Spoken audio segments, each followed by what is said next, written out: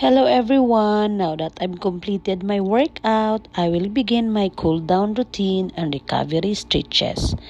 Cooling down is important because it helps the body return to its normal resting state gradually.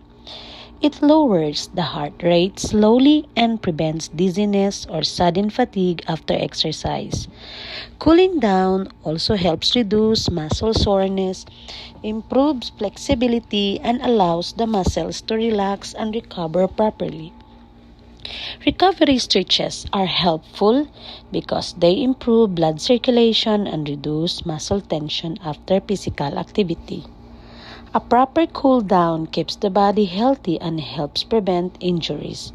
That concludes my cool down routine. Overall, the workout was moderately difficult but manageable. Some exercises were challenging, especially during the cardio movements, because they required endurance and energy. However, the warm-up helped prepare my body and the cool down helped me recover afterward. I felt my muscles working and my breathing become faster during the activity, but I was still able to complete the workout successfully. This experience showed me the importance of proper exercise, preparation, and recovery.